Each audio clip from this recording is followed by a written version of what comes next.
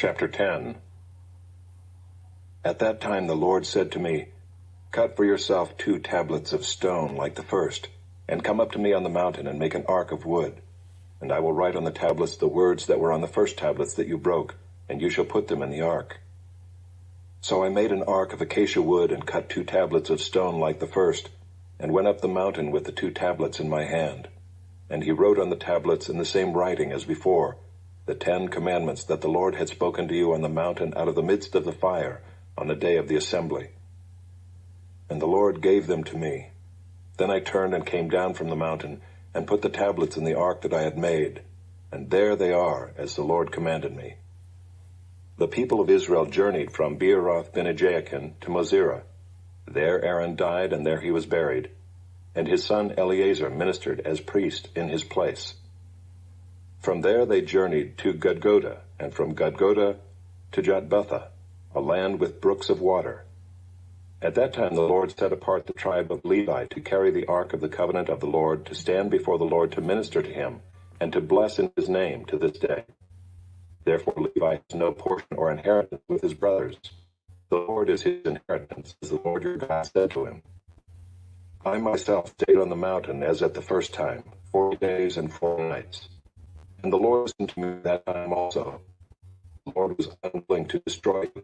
And the Lord said to me, "Arise, go on your journey at the head of the people, so that they may go in and possess the land which I swore to their fathers to give them." And now, Israel, what does the Lord your God require of you, but to fear the Lord your God, to walk in all his ways, to love him, to serve the Lord your God with all your heart and with all your soul, and to keep the commandments and statutes of the Lord, which I am commanding you today for your good? Behold, to the Lord your God belong heaven and the heaven of heavens, the earth with all that is in it. Yet the Lord set his heart in love on your fathers, and chose their offspring after them, you above all peoples, as you are this day. Circumcise therefore the foreskin of your heart, and be no longer stubborn. For the Lord your God is God of gods and Lord of lords, the great, the mighty, and the awesome God, who is not partial and takes no bribe. He executes justice for the fatherless and the widow, and loves the sojourner, giving him food and clothing. Love the sojourner, therefore, for you were sojourners in the land of Egypt. You shall fear the Lord your God. You shall serve him and hold fast to him, and by his name you shall swear. He is your praise. He is your God, who has done for you these great and terrifying things that your eyes have seen. Your fathers went down to Egypt, 70 persons, and now the Lord your God has made you as numerous as the stars of heaven. Psalm 94. O Lord God of vengeance, O God of vengeance, shine forth. Rise up, O Judge of the earth. Repay to the proud what they deserve. O Lord, how long shall the wicked exult? They pour out their arrogant words. All the evildoers boast. They crush your people, O Lord, and afflict your heritage. They kill the widow and the sojourner, and murder the fatherless. And they say, "The Lord does not see, the God of Jacob does not perceive." Understand, O dullest of the people. Fools, when will you be wise? He who planted the ear, does he not hear? He who formed the eye, does he not see? He who disciplines the nations, does he not rebuke? He who teaches man knowledge, the Lord, knows the thoughts of man, that they are but a breath. Blessed is the man whom you discipline, O Lord, and whom you teach out of your law, to give him rest from days of trouble until a pit is dug for the wicked. For the Lord will not forsake his people. He will not abandon his heritage. For justice will return to the righteous, and all the upright in heart will follow it. Who rises up for me against the wicked? Who stands up for me against evildoers? If the Lord had not been my help, my soul would soon have lived in the land of silence. When I thought, my foot slips, your steadfast love, O Lord, held me up. When the cares of my heart are many, Your consolations cheer my soul. Can wicked rulers be allied with you, those who frame injustice by statute? They band together against the life of the righteous and condemn the innocent to death. But the Lord has become my stronghold, and my God, the rock of my refuge. He will bring back on them their iniquity and wipe them out for their wickedness. The Lord our God will wipe them out. Chapter 38. In those days Hezekiah became sick and was at the point of death. And Isaiah the prophet, the son of Amoz, came to him and said to him, Thus says the Lord, Set your house in order, for you shall die, you shall not recover. Then Hezekiah turned his face to the wall and prayed to the Lord and said, Please, O Lord, remember how I have walked before you in faithfulness and with a whole heart, and have done what is good in your sight. And Hezekiah wept bitterly. Then the word of the Lord came to Isaiah. Go and say to Hezekiah, Thus says the Lord, the God of David your father, I have heard your prayer. I have seen your tears. Behold, I will add 15 years to your life. I will deliver you and this city out of the hand of the king of Assyria, and will defend this city. This shall be the sign to you from the Lord, that the Lord will do this thing that he has promised. Behold, I will make the shadow cast by the declining sun on the dial of Ahaz turn back 10 steps. So the sun turned back on the dial the 10 steps by which it had declined. A writing of Hezekiah, king of Judah, after he had been sick and had recovered from his sickness. I said in the middle of my days, I must depart. I am consigned to the gates of Sheol for the rest of my years. I said, I shall not see the Lord in the land of the living. I shall look on man no more among the inhabitants of the world. My dwelling is plucked up and removed from me like a shepherd's tent. Like a weaver I have rolled up my life. He cuts me off from the loom. From day to night you bring me to an end. I calmed myself until morning. Like a lion he breaks all my bones. From day to night you bring me to an end. Like a swallow or like a dove. My eyes are weary with looking upward. O Lord, I am oppressed.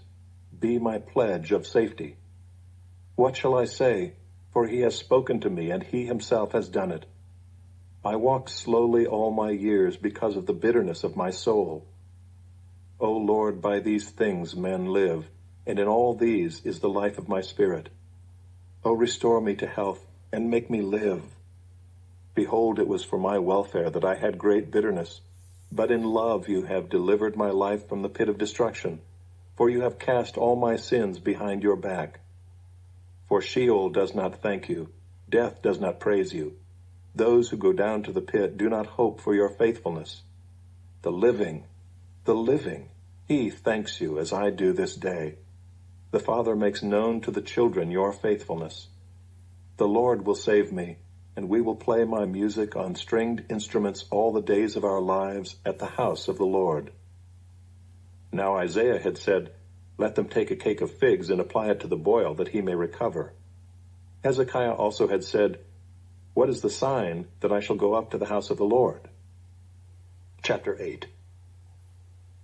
When the Lamb opened the 7th seal, there was silence in heaven for about half an hour.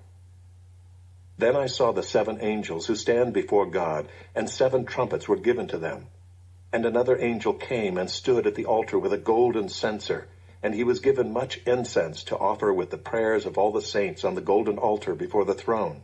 And the smoke of the incense with the prayers of the saints rose before God from the hand of the angel. Then the angel took the censer and filled it with fire from the altar and threw it on the earth. And there were peals of thunder, rumblings, flashes of lightning, and an earthquake. Now the 7 angels who had the 7 trumpets prepared to blow them. The first angel blew his trumpet, and there followed hail and fire mixed with blood, and these were thrown upon the earth.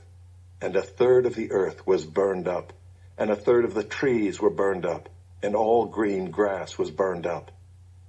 The second angel blew his trumpet, and something like a great mountain burning with fire was thrown into the sea, and a third of the sea became blood. A third of the living creatures in the sea died, and a third of the ships were destroyed. The third angel blew his trumpet, and a great star fell from heaven, blazing like a torch, and it fell on a third of the rivers and on the springs of water. The name of the star is Wormwood. A third of the waters became wormwood, and many people died from the water because it had been made bitter. The fourth angel blew his trumpet, and a third of the sun was struck, and a third of the moon, and a third of the stars, so that a third of their light might be darkened, and a third of the day might be kept from shining, and likewise a third of the night. Then I looked, and I heard an eagle crying with a loud voice as it flew directly overhead. Woe, woe, woe to those who dwell on the earth, at the blasts of the other trumpets that the three angels are about to blow. The word of the Lord. Thanks be to God. Lord, this day we come before you and we ask your hand upon producer Gina as she has a second interview today. I pray that you would give her favor, that the interviewer that your presence, your spirit would just rest upon them. There would be a confirmation in their mind and heart that Gina is perfect for this job. Lord, bless her and bless each of us this day as we come before you in your name. Amen. Yes, producer Gina has a gig that she wants and needs because I'm not able to fund her labor at this point, right? That's the goal, is to get this to a point where we are able to hire people and build this thing that we're building. And Gina is the first hire. We're not at that point right now. So she's got something she's really, really, perfectly qualified for. And this is a callback interview, a second interview for her. And so keep her in prayer today. She has that second interview. Otherwise she starves to death, but she'll still be here producing for us. All right. Hello, everybody. Let's just see some hellos in reverse order. Carrie Jumper, good morning to you. Lucas Sago, hello. I should just put everybody's. All right. I love the praying hands. I've been using that a lot more than icon. Good morning, blessed family in Christ. Good morning to you. Oops. Kind of small. My heart. I need an anatomy class. Morning. Glory be. Good morning, Chantal Stoddard. Good morning, everyone. Chantal, sorry. I have a friend that's Chantal. Another friend. AC Cruz, good morning to you and everyone. Did I already say hi to you? Oh, Carrie Jumper, I did. Yes, Jacqueline Edwards, good morning. And Chris Bounds, good morning, family. Rejoice. We are one day closer. Yes, that goes along with how I say I'm older than I've ever been, or it's later in history than it's ever been.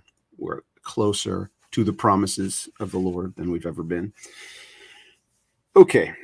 I want to fill you in on the Howard stuff. I know you all chomped at the bit. There's more, but I'll save that for the end.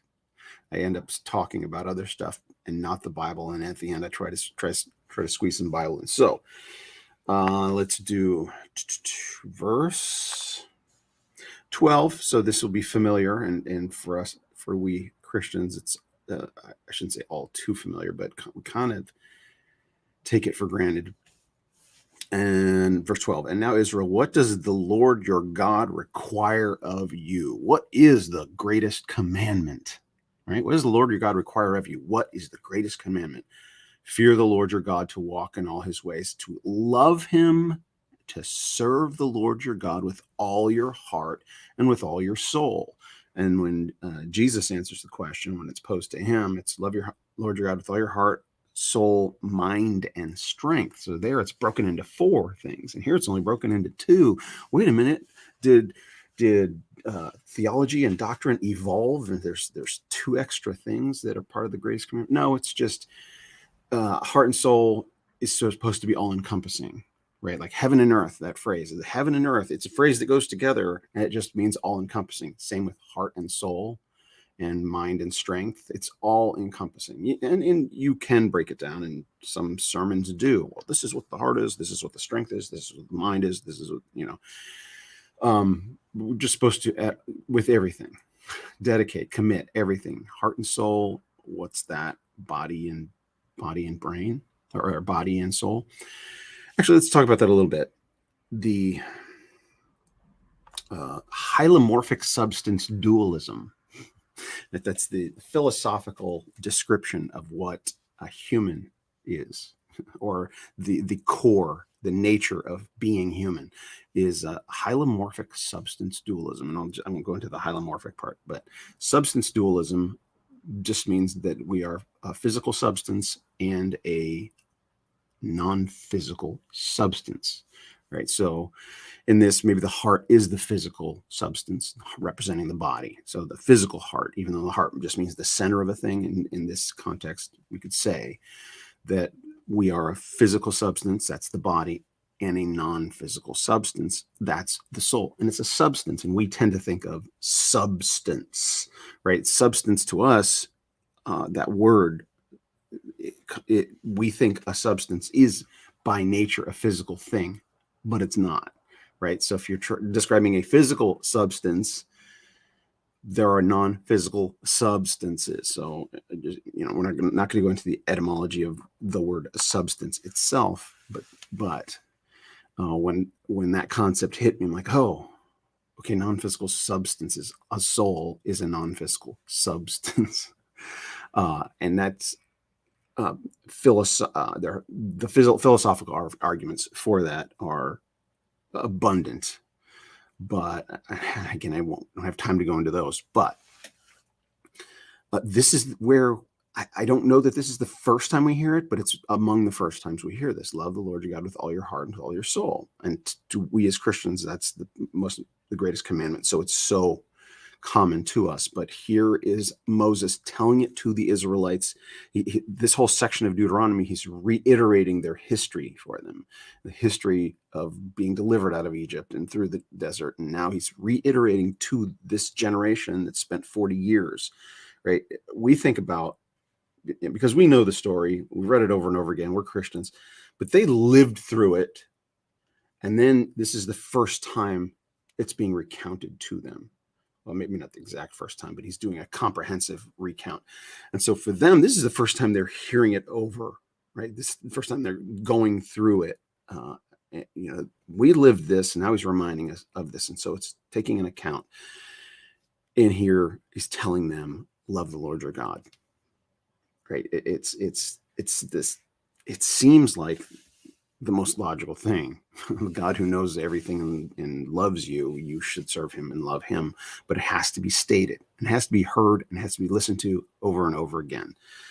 Okay, verse 22. Here's another one here's one that's been fulfilled, right? This is a declaration, it seems, of a fulfillment of a prophecy to Abraham.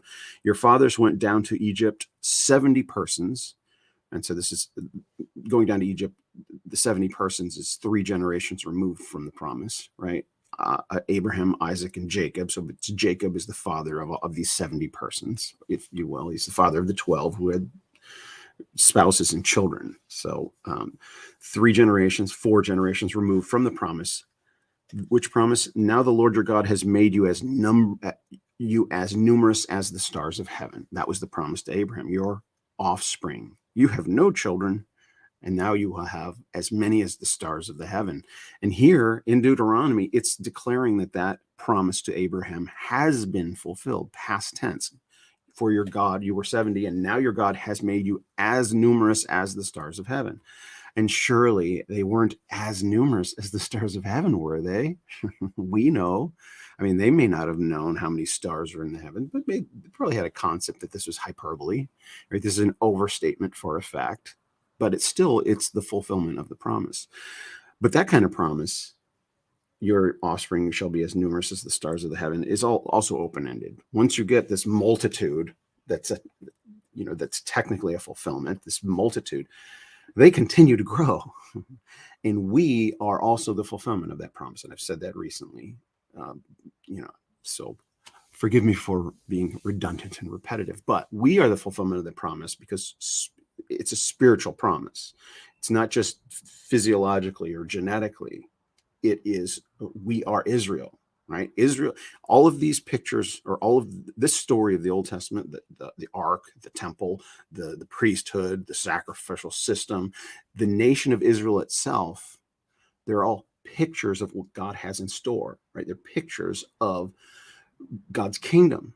And what is Israel? Well, Israel is, what is the new Israel, the new Jerusalem? It's God's church, right?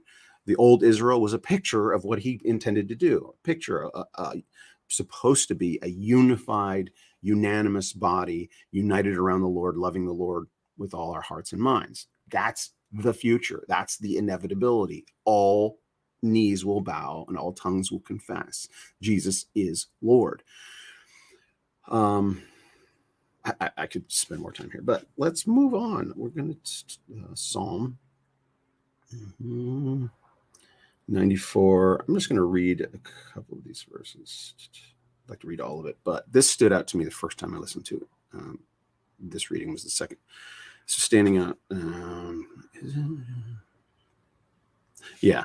Blessed is the man whom you discipline, O Lord. Verses 12 through 15.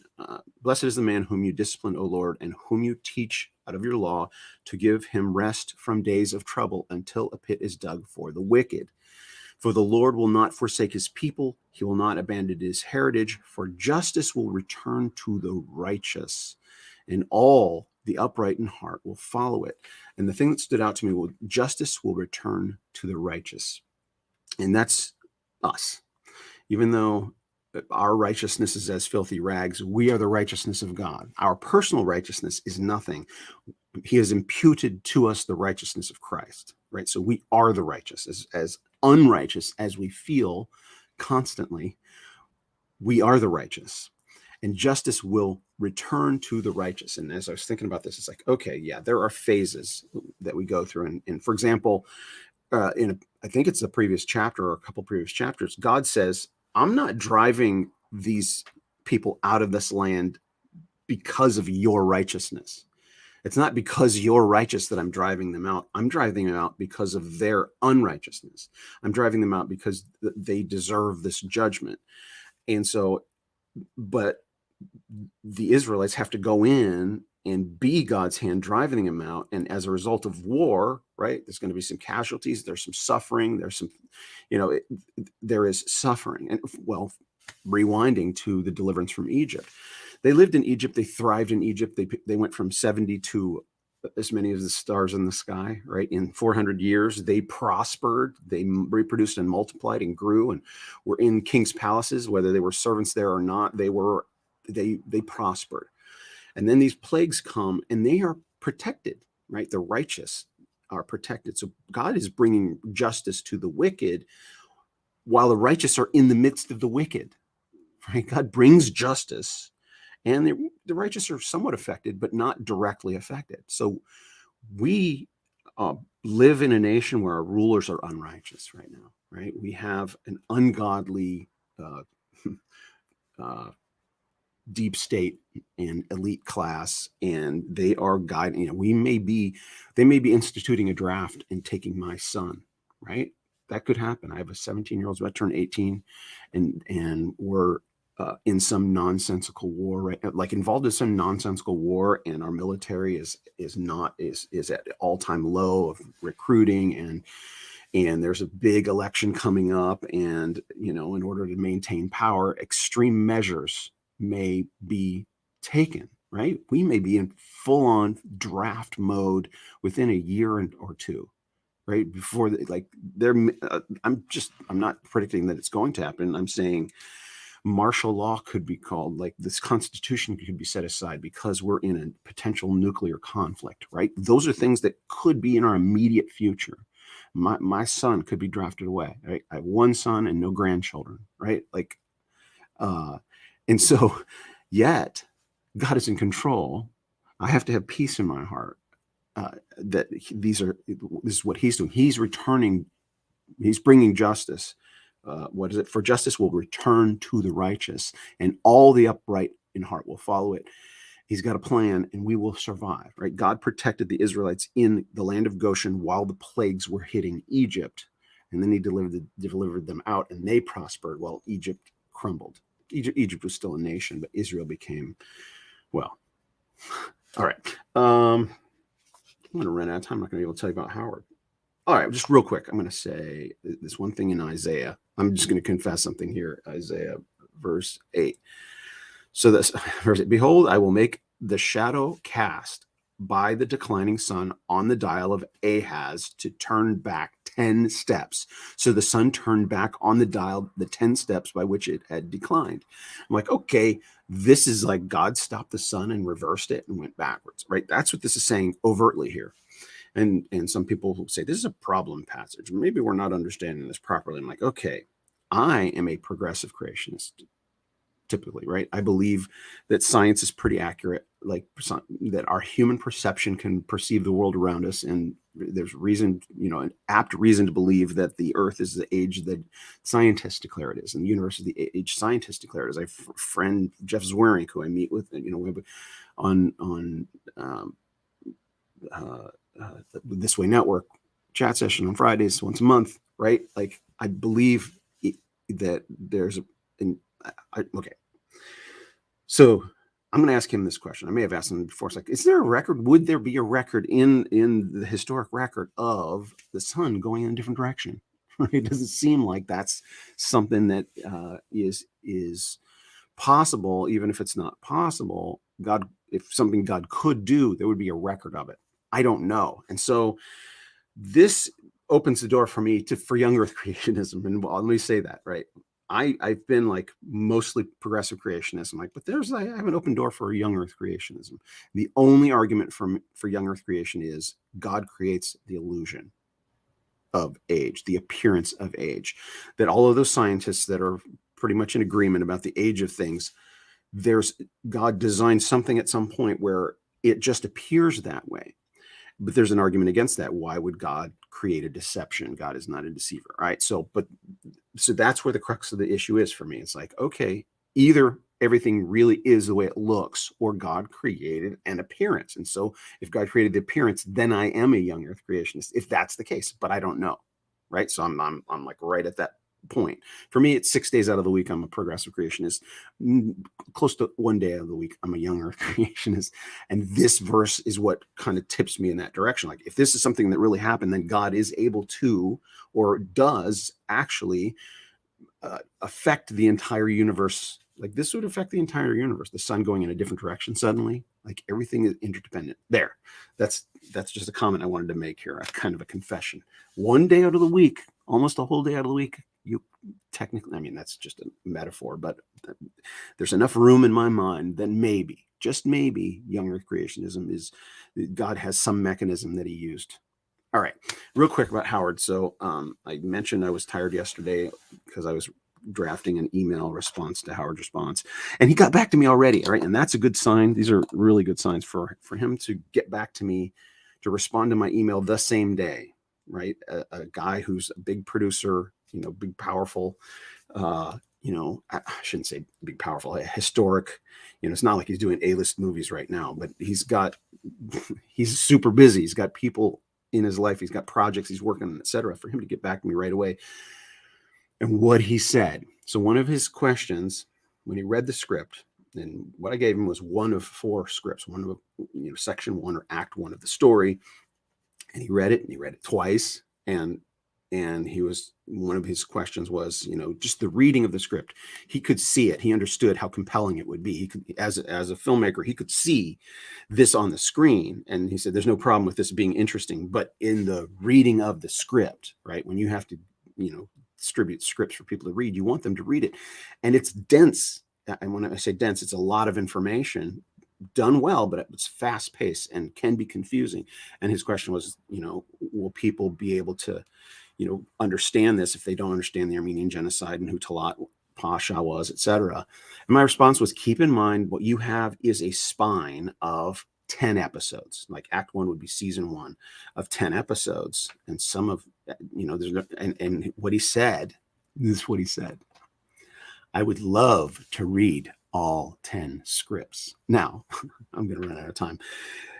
For a producer to want to read more of your stuff is huge. It's hard just to get to one script in the guy's hands. I don't have 10 scripts. I have more to give him, but he wants more. That's the good news. Love you guys. Go over to the chat session right now. All right.